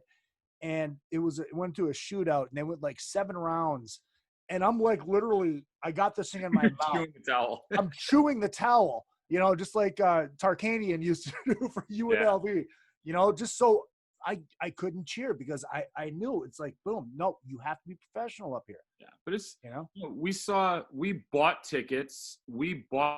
I got Rika for Christmas, and it's you, so I keep saying, for people that don't know, Rika's my wife. With you, you know Rika, so I just keep saying Rika. Yep. Rika's like the biggest Beatles fan I know. For Christmas, I bought Paul McCartney tickets. Oh, wow.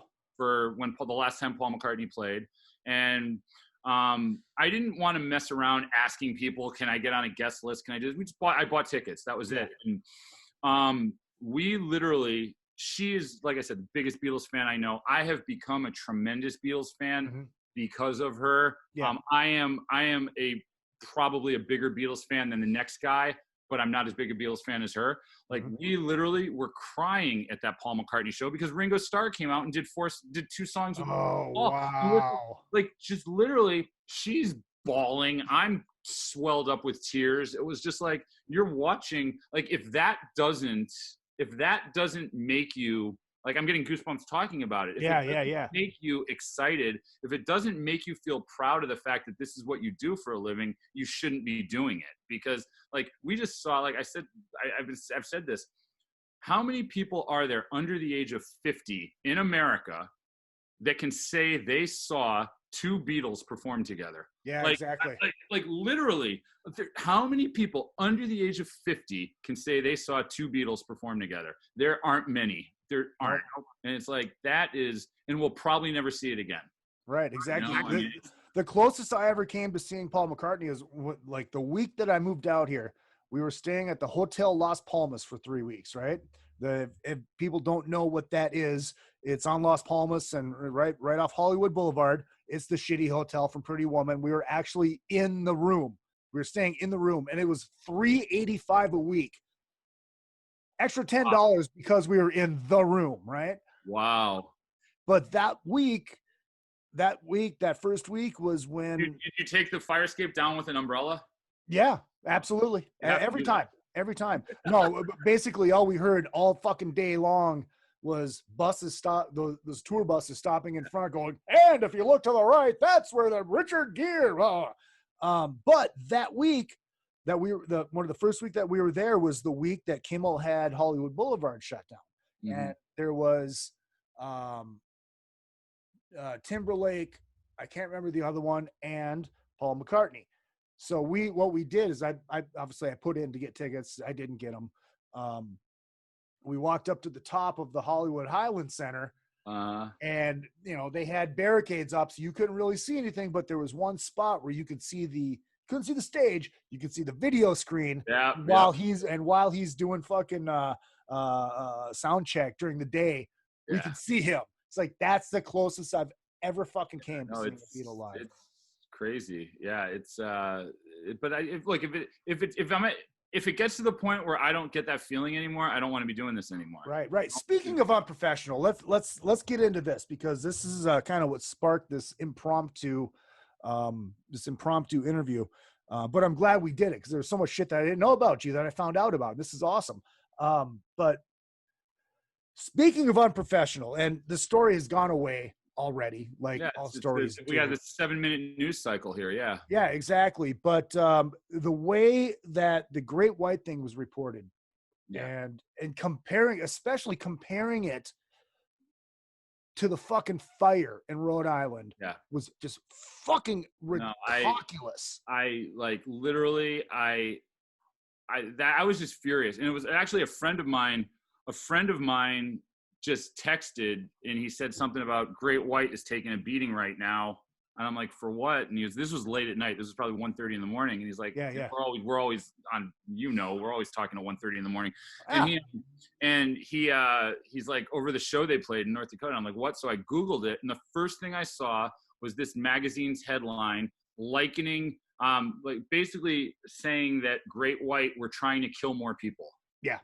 And it's just like, what? And then I saw a very significant entertainment publication compare their performing without masks on to the fire that killed 100 people. And I was infuriated by it. And it's like, look, I manage bands, and I have bands that are playing shows through this. And I have artists who are literally, they're not eligible for unemployment because the government is like, if you're a band the right way, you don't qualify for unemployment. It's just, and it's so ugly right now what's happening to people. And people get half a story about everything. They think that what their friend posts on Facebook is reality. They think that what they hear is reality. They think that what they skim and don't read every word of is reality. And ultimately, the problem you have is they don't understand reality. And they don't understand that, like, there's musicians out there that literally have no money coming in right now, and they're not rich. And like, I'll break the fucking finances down for people if they want to hear it. The reality is some of these bands, they can't feed their families if they're not out playing right now. Yep. And it's deplorable to me that it's okay for our president to have 7,000 people in an arena for a rally, but it's not okay for the whiskey to let 200 people come in to see a concert if they want to, and they followed social distancing rules. Because the reality is, the way this country is, we're not getting through this if we don't figure it out together. And how do you figure it out together? By figuring out what works and what doesn't work. And what Great White did, they did nothing wrong. They went into North Dakota. There were, at the time, and I researched this, there were 31 hospitalizations in the entire state of North Dakota. Nobody, the governor, the mayor, none of these people thought there was a single problem with them playing this concert. There was no problem with it at all. We don't need social distancing because we don't have a problem here. Great White came, they paid them, they played. It's not Great White's fault that nobody had masks on. It's not required. Because I'll tell you what, if you go down to the beach on any day, half of the beach is covered with people without masks on. And you know what? It's the law in LA. You have to wear a mask, and people still aren't doing it. Nobody is complaining about the people that are not wearing a mask that are told they're supposed to, but you're complaining about Great White playing a concert, and it's wrong. It's not, and I'm heated up about it because I have bands that have been asked to play Sturgis, and I have bands that, you know, one of the artists I managed played in Vegas last weekend, and she played with a mask on one day. And it's like, people need to make a living. And yeah, exactly. People need to make a living, and the system does not help everybody. And the system helps the people that can't help themselves more than it helps the people that can help themselves. And the reality is, those of us that can figure out how, we figure out how. We don't get our hand held the whole bit of the way. And musicians, for the most part, have been figuring out how their entire life, and they don't qualify for unemployment. They don't get that $600 a week that everybody else gets. So you know what? If they've got to go play a show, and it is okay to play a show by the law there, why shouldn't they be able to go play a show? Exactly. And if they do play a show, we don't need some shit magazine that, quite frankly, has never covered Great White in their life and never will cover Great White again, criticizing them because they played a show. Screw you. You know what? Go pick on some alternative band that you actually cover that does this every day that you're not even complaining about. Right. Well, and that's the other, look, Paul, the other thing is too, is the thing that's not getting reported at the same time as, because it's Great Light and they have to link it to the fucking fire like a bunch of fucking assholes, is there's been shows going on every fucking weekend in Iowa. Yeah. Every weekend in Iowa. Do they mention that? No, they don't. Yeah. It's, and the simple reality is, and I said this in the thing, and I'm really impressed with this line, because sometimes I write stuff that even impresses me, right? At the end of and it was just an Instagram post that also goes to my Facebook, but I said at this, I'm like, getting mad at Great White for playing that show. And this is literally getting mad, and people don't understand how the industry works. Getting mad at Great White for playing a show and people not having masks on is like going to your favorite restaurant, them telling you there's a dress code, so you get mad at the cheeseburger. Like, it's this is not on. It's not Great White who set the rules. They went in and played. Oh, and also one more thing, since we're gonna get on the Great White thing. One member of Great White that was on stage at that show happened to be in Rhode Island. One. And here's the other thing. That wasn't even a Great White tour. That was a Jack Russell tour that was tanking. So he begged Mark Kendall to come play with him. Oh, wow. And poor Mark Kendall, a couple shows in, all of a sudden it went from Jack Russell's flopping solo tour to Great White because he had Mark Kendall with him. And then all of a sudden this thing happens. That wasn't even supposed to be a Great White tour where that happened. Wow. Mark Kendall is the only person that was at both things. And you're taking this band down like they've committed some heinous atrocity against mankind. Right. And they had to apologize for it? Fuck you. And not only did they have to apologize for it, they felt so bad, they canceled 2 months worth of shows that they had on the books. They were supposed to be playing Sturgis. They were supposed to be, and you know what? Like, all these people that like Spin Magazine, this is the first time I've uttered their name, but they can fuck themselves. Like, seriously, who do you think you are? You don't even know what you're writing about. Right. And again, this isn't about me loving Great White so much that I have to defend Great White, because honestly, I don't think anyone in that band would know me if I walked up to them. Okay. Like, this isn't about Great White. It is about Great White, but it's about the fact that if somebody doesn't start standing up for what's happening to the music industry right now, we're all just going to keep getting shit on by everybody. Yep. And honestly, bands need to be able to play because bands need to be able to make money. And it's really easy. It's really easy if you work in a different part of the industry to go, well, they shouldn't play because they're spreading disease. How do you propose they make money? Because you don't give them money to record. Someone from a record label telling me they shouldn't play, bullshit, because you're not even giving recording advances anymore. Like, where are they supposed to make their money from? Yeah, exactly. You know? And well, it's like, then you got the fans out there that they'll bitch about it, but they bitch about the fact that there's no live music. But these are the same people that aren't going to pay for the fucking music and want to get on the fucking guest list at the same fucking time. And that's the problem. It's like, and who are you, again, who are you to criticize Great White? You've never mentioned their name in your magazine before, and you'll never mention them. You're doing this for clickbait. This is clickbait so that people will go, oh my God, that evil band that killed everybody, they killed 100 people. Now they're not wearing masks. It's like, you know what? Cover your genre of music. Like, leave this to the people that cover this band, because honestly, they're doing nothing wrong. And again, like I said, this isn't about me being the biggest Great White fan in the world and me needing to defend Great White. This is, look, I'm defending Great White because they deserve it. And I'm defending Great White because Great White represents all the bands out there that are getting fucked right now because they can't play live. Because, and this is also defending the nightclubs out there and the bars where the government is so upside down, where one day they're telling you, we're going to let you open this weekend. And then 2 days later, they say, no, just kidding, you can't, after you've spent $5,000 ordering fucking lemons to serve in your drinks. And like, what? We're so backwards right now with the way this is being handled. And there's victims out there that people don't even realize are out there. And you know what? In a state that has no problem, don't get mad at Great White for playing a show. Exactly. Like, period. Because you know what? Nobody was bitching about the 100,000 protesters in Hollywood, and you can't tell me that didn't spread this virus. You can't tell me that the uptick we're having now had nothing to do with those protests. And those protests are warranted, and I have no problem with it. But it's not fair for the governor to say, you can't have drinks in your backyard with your friends, but feel free to go protest. Yeah, At some point, if we're going to let people do this, if we're going to let people make the adult decision to protest, let's let people make the adult decision to go to the Rainbow and have a fucking drink. Because that's all. And if you don't want to, stay in your house. If you want to, go. But if you're going to let us be adults, let us be adults. Exactly. And not have to have the Rainbow go, okay, you can sit at your table, but you can't walk over to other tables. You can't. I don't even have a problem with that. Honestly, well, look. I know it's not their fault. They're trying to do what they're supposed to be doing. But it's like come on. We're there because we want to be there. Exactly. Everybody is doing, and this is the part that people don't understand.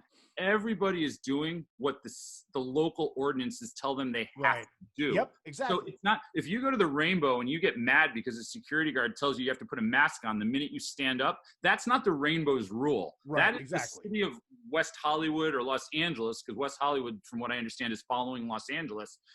That's the city of Los Angeles saying, if you're going to be open as a restaurant, these are the rules you have to adhere to. Right. Not the Rainbow creating arbitrary rules for people. No. I know. Like, and there's a lot of restaurants that aren't following the rules. And I could tell you, I feel safer at the Rainbow than I feel walking my dog, because you know what? They're doing a damn good job there. And I know the people at the Rainbow, and I could tell you how clean that place is. And I could tell you I get some preferential treatment at the Rainbow, and I'm not getting it now because they have rules they have to follow. Yep, you know what I mean? exactly. Like, there are times where look, you got it. Your drink, Paul. Oh, it's you. You can finish your drink at 2:15. You're okay. Yep, you know what, Paul? Your drink's got to be done at 1:59 because at 2 a.m. And I get it. You know, people have to respect that. You have to respect the fact. Exactly. In the end, we're going through a pandemic. This is not. Well, I don't want to make it sound like I was picking on the Rainbow. No. I'm just because it's my favorite place on earth. Yeah. Scotty checking in from Canada. Hold on, I got to play "Take Off You Hoser" for him. Also saying that there's too many people pages that go for clickbait and views. It gets brutal. Absolutely. Let's talk about something fun before we go. I texted you last night, late night, with the little Chris Jericho fun. Did you follow this at all? Did you? Yeah, like it's I don't know if Chris is listening right now. If he is, text me. I know I have a text chain with a bunch of people, and one of them has been texting me because I mentioned him earlier. So I know. I don't know if Chris is listening or not, but probably not. It's just stupid. It's like, I don't know. Whatever I say, I'm going to get in trouble because Baz is going to misinterpret. Baz snoozed me last night. I didn't even know what snooze meant. I had to Google it. But he snoozed me because I supported Metal Sludge and he hates Metal Sludge. Oh, and, yeah. I love Baz. I love him to death. We've had our share of history. There's been times he hasn't loved me to death and I haven't loved him to death. He's in a moment. And last night he was on me, he was on Chris, he was on a bunch of people, and it went public. But, like, seriously, as much as I love him, dude, you're picking on the wrong guy if you pick on Chris. Come on. Dude, Chris does more to support music. Like, oh my God, yeah. Chris has probably done more to support Skid Row and Sebastian Bach over the last, 5 years than any one publication or any one website. Like, Chris is the biggest music fan I know. And it's like, dude, come on. You're going to pick a fight with Chris. You're going to accuse Chris of lip syncing. Give me a break. It's just... and again, you don't want somebody talking shit about you. Why are you talking shit about them? That's all. Right, exactly. Scotty checking in goes, was it Baz trying to be funny but came off lame? What was he thinking? No, Baz was drunk. And this was my favorite part was the tweet. He goes, dude, I don't know why I'm trending. I'm just sitting in my bed drunk. Well, that's why you're trending. Oh my God! But it's and let's be realistic. Let's be fair for a second. He's trending because he picked a fight with Chris Jericho. Right? Who's his friend? Chris Jericho is one of the biggest celebrities on the planet, and Chris Jericho has more followers on Instagram than So and I think at one point Chris posted Skid Row or Sebastian Bach versus Chris's Spotify numbers, and it was just like, don't pick the fight. It's just, come on, there's plenty of room for all of us. We're not East Coast, West Coast rappers.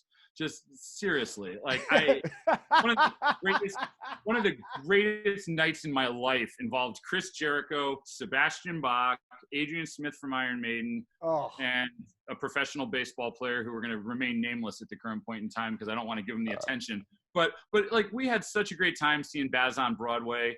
We love Baz. Everybody, Baz is, he's the fucking voice of Skid Row, period. Right. No disrespect to the voice of Skid Row now. Baz is the voice of Skid Row, and it's like, dude, the dude's a legend. He's come on. But it's like, we all say stupid shit. He said some stupid shit, and that's it. At the end of the day, Chris loves him. Chris doesn't, you do not want to pick, that's like picking a land war in China. Do you really want to start a fight with Chris Jericho? The dude does wrestling shoot videos that have, Rika and I were watching wrestling last night. It's the first time she's watched AEW ever. And she was laughing hysterically. Chris can literally, I'll watch him announce the phone book. I mean, it's just, it's seriously, don't pick a fight. Yeah, he's that fucking good. Come on. He's that good. Scotty also checking in going, hell, I remember talking with Chris and we talked about Paul Gargano. It's funny. Look, and again, we saw, like you said about Great White, the news cycle lasts about 7 minutes. Yep. So the reality is the news cycle right now, it's probably over the whole Sebastian Chris thing. Anyway. Oh yeah, it's done. But the fact of the matter is now there's discomfort between Chris and Sebastian. And quite frankly, there's discomfort with me now because now this pulls up a bunch of shit that I had to deal with Sebastian years ago. And now it resurrects all that in my head. It's just I didn't mean to do that. I just brought it up because I thought it was hilarious because I was watching it unfold. I'm like, dude, this is gold. This is gold. Now we're just all going to be a little uncomfortable around each other until somebody goes, dude, I'm all good. And it's like, okay. Right. Well, see, that's the beauty thing about me is because I don't know Sebastian. I'm just a fan.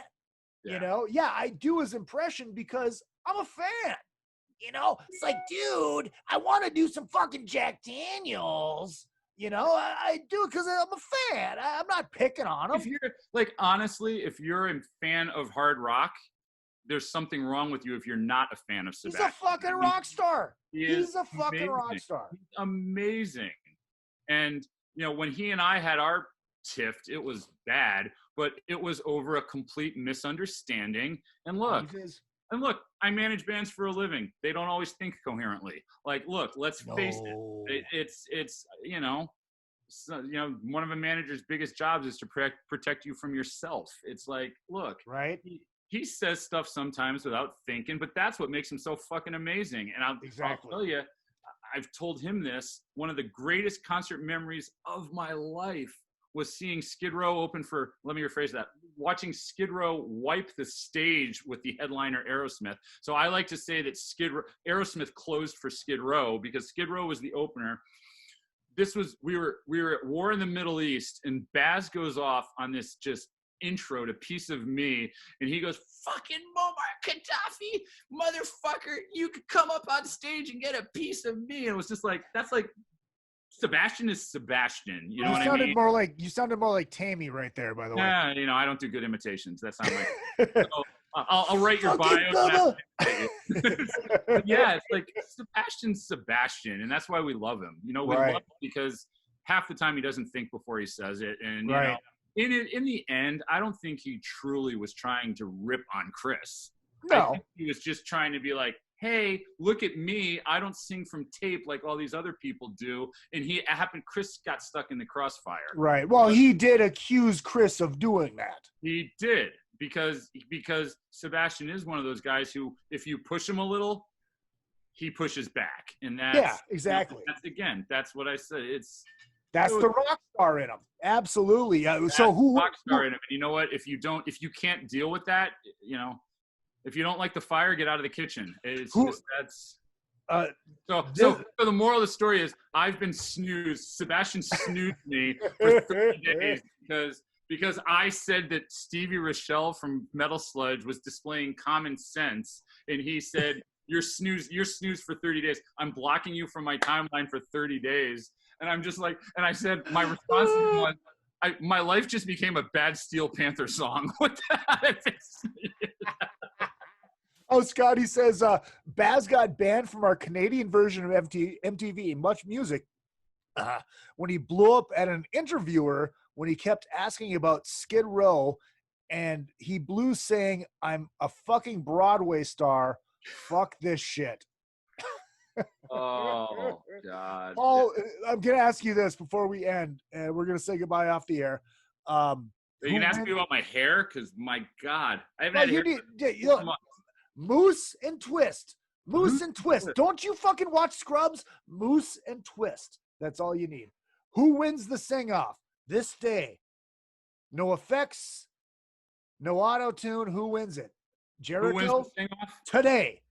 Today, I love Chris. God, Baz is Baz. I gotta go with Baz winning a sing-off. But that doesn't mean Chris. That does not mean Chris can't sing. That does not mean Chris. I'm not saying Chris doesn't sing live. I'm just saying Baz is Baz. Baz is Baz. Right. If I had to give the sing, if I'm gonna give it to somebody, I'm gonna give it now. Who wins everything else? Chris. Yeah, right. But why? Because he can stretch. Look, it's just, and again, that's no disrespect to Chris. It's Baz is Baz, and look, I saw him do the solo album, not the debut album, Skid Row and Slave to the Grind in their entirety. The dude crushes. He does it well. He's great, and no, that doesn't mean Chris can't crush either. Chris is good too, but I got, it's always Baz. Come on. I'm not gonna lie though, watching Chris call him out and cutting a promo on Twitter. Oh, it's awesome. That's gold. What I'm saying. Here's the thing. That's not a knock on Chris. Like, honestly. And look, I know.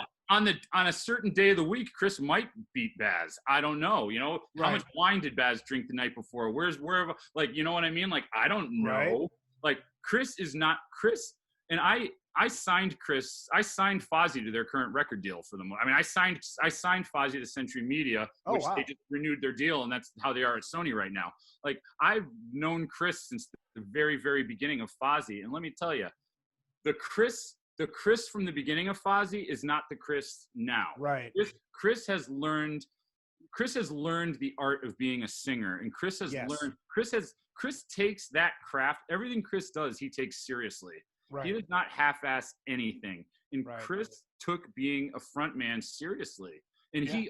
he always had the own the crowd and the pound of your hands down. He was able to do that because he's one of the greatest wrestlers of all time, and he can shoot on a mic better than anybody. However, over time, he has gotten his vocals to the point where he is a real respectable singer, and he does deserve credit for that. And Baz is out of line to say that he doesn't deserve respect for that. And if you disagree, go listen to the 2 Kiss tracks that Quarantine just fucking released. Give me a fucking break. Reality is, Chris is an excellent singer today. Chris takes his shit seriously, and he's done what he's had to do. Yeah, maybe he'll give Baz a run for his money. I don't know, But it also, I could say the same thing about Chris. If Chris is up till 6 a.m. drinking Gigi, he might not be in the shape he wants to be in. So, honestly, it's no slash to Chris. I give it. I would have to say, all things equal, probably Baz, but Chris. Yeah, because Baz is Baz. Baz, like you're so enamored with that voice. But fucking maybe it's one of those days where fucking Baz has a bad day. You know? Like let's put it this way. There's plenty of frontmen out there that are much, much bigger than Sebastian and much, much bigger than Chris that Chris can sing circles around. Absolutely. They're out there. And, we don't have to name any names. So no, you can if you want, but you don't have to. But we'll save that for the Metal Edge podcast. We'll talk about that off the air. People want to find you. They want to find Metal Edge. Where can they find you right now? Facebook and Instagram. Everything's Facebook and Instagram. I've got my Paul Gargano Instagram. It's just Paul Gargano, and I've got Metal Edge Magazine at Instagram.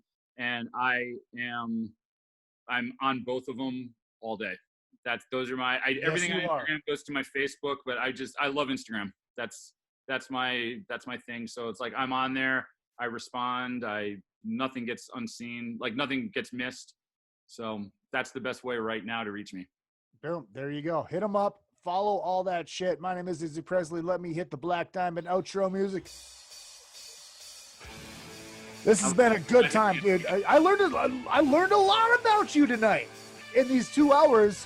It's funny. Last time Ricky Rackman was on, he goes, "What are we going to talk about for an hour?" Like, just wait. Yeah. Oh, there's.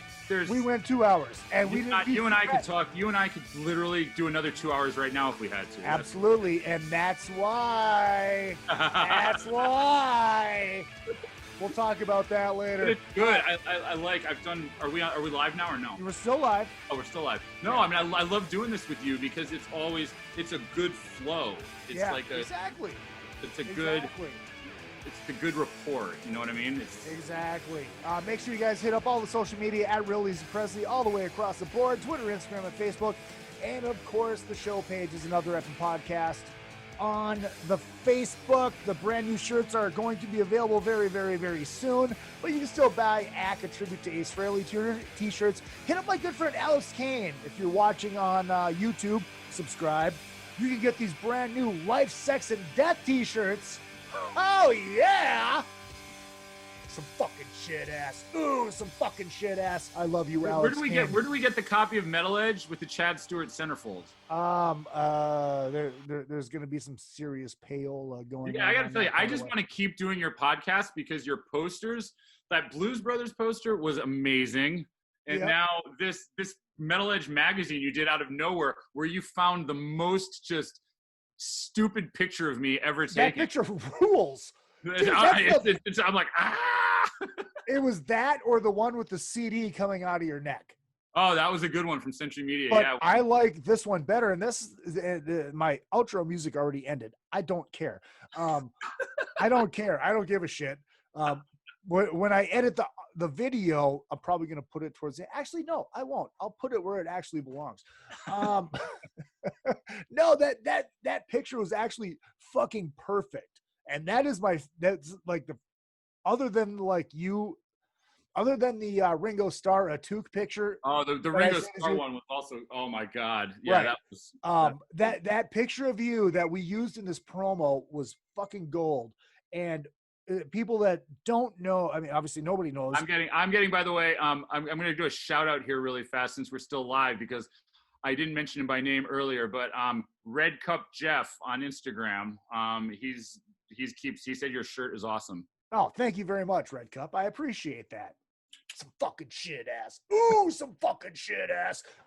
He's the text chain. It's Jeff, Chris, me, and Rico. We have our like chain, nice. The four of us, like our thing, and that was where last night it was just like, oh my God, that was so the one that you guys saw on social media was the tamed down version of it. And the one that I was putting together was gold because it would have looked like a full-blown 80s Metal Edge magazine. I had a picture of Stevie Rochelle. Oh my God. The caption was originally going to be Stevie Rochelle calls out Mitch LaFon as being a phony. But then I changed it to Stevie Rochelle. I'm a closet Vikings fan. Not as cool, but whatever. You know, I had a big picture of Chad Stewart, and I was going to put all this other shit on there. But then I'm like, oh, wait, I don't want people to think that all these people are going to be on the show with Paul. So I'm like, all right, I'm going to take all that off. Confused the hell out of me. I thought Chad was going to be on the show. Oh. I fucking love him to death. But yeah, but on the top, it's so good. If you like, seriously, if you have, yeah, I mean, I'm sure anybody that's listening has seen it because, but oh, it's so good. Yeah. Oh, it's fucking gold. But now I have a new idea for all my Drunken Summits going forward. I'll do them like Metal Edge magazine. Oh, that's awesome. Take off the Metal Edge and put on another effing podcast. Drunken Summit. Yeah. No, that's awesome. Dude, that's great. Paul, dude, thank you so much. I appreciate it. Just hold on. We'll say goodbye off the air. My name is Izzy Presley. Don't forget, what I lack in talent, I definitely make up for in cock.